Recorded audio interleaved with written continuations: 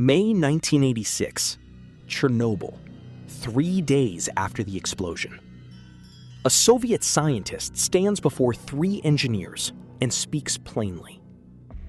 We need volunteers.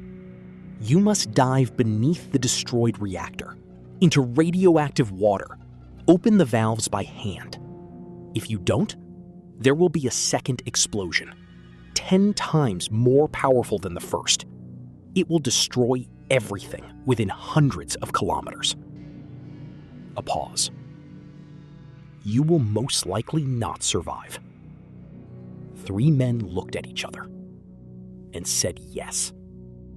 Their names were Alexei Ananenko, Valeri Bespalov, and Boris Baranov. The world still doesn't know their name. Why divers were needed. To understand what these 3 men did, you need to understand what was happening beneath the reactor. When Reactor 4 exploded, the molten nuclear fuel began burning through the reactor floor, slowly, unstoppably, downward. Beneath the reactor sat a massive water reservoir, a buffer pool, thousands of tons of water used to cool the reactor under normal conditions. Soviet scientists calculated if the corium, the molten mass of nuclear fuel, reached that water, an instantaneous steam explosion of colossal force would occur. Physicists estimated an explosion of 3 to 5 megatons. For comparison, the bomb dropped on Hiroshima had a yield of 0.015 megatons. This explosion would have destroyed all 4 reactors at the Chernobyl plant. A radioactive cloud would have blanketed half of Europe. Kyiv, Minsk, Warsaw, Vienna, all uninhabitable for hundreds of years.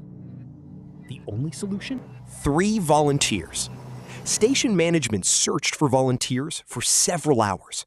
This was not simply dangerous work. This was an almost guaranteed death sentence. The radiation levels in the flooded corridors were incompatible with life. Diving suits protected against water, not radiation. 3 men stepped forward. Alexei Ananenko, a station engineer, 26 years old. He knew where the valves were. He had helped design the system himself. Valeri Bespalov, an engineer, Ananenko's colleague. He volunteered immediately after him. Boris Baranov, a firefighter, the oldest of the 3.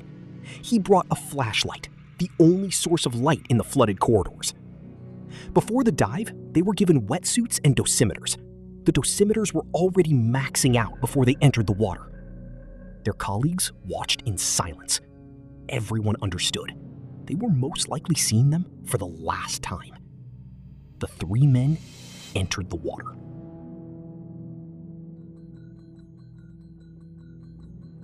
Beneath the reactor, the corridors were flooded chest deep.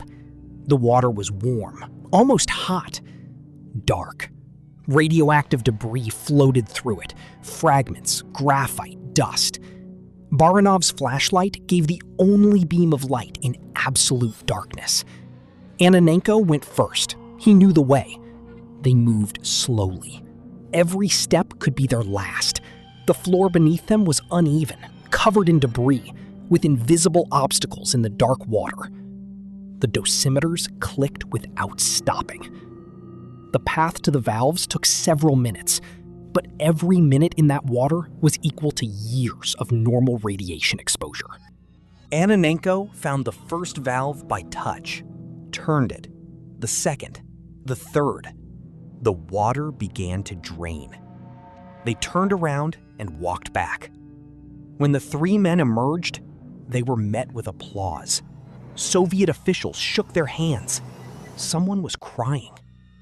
The reservoir emptied within hours. The corium never reached the water. There was no second explosion. Europe had no idea it had just been saved. What happened after Soviet authorities declared the 3 men heroes? They received medals, small cash bonuses, and were asked to stay quiet about the details of the operation. The world learned their story only years later, when parts of the Soviet archives were declassified. But here is what is most astonishing of all. all three survived. Alexei Ananenko and Valeri Bespalov are still alive today. Boris Baranov died in 2005, but not from radiation sickness, from heart failure. How they survived such exposure, doctors still cannot fully explain. Perhaps the suits provided more protection than expected. Perhaps they were simply lucky. Perhaps some people are born to do the impossible and walk away alive.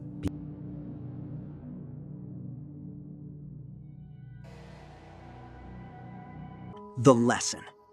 There is a moment in every person's story when a choice must be made. Stay safe or step forward. Ananenko, Bespalov, and Baranov could have refused. No one could have forced them. It was a voluntary choice to walk into radioactive water in the darkness beneath a destroyed reactor. They weren't thinking about awards. They weren't thinking about fame. There was almost none. They were thinking one thing. If not us, then who? Millions of people across Europe are alive today with no idea that in May 1986, three strangers walked into the darkness and did the impossible for them. That is the real lesson of Chernobyl. Heroism is not what everyone sees. It is what you do when no one is watching. One life, one lesson.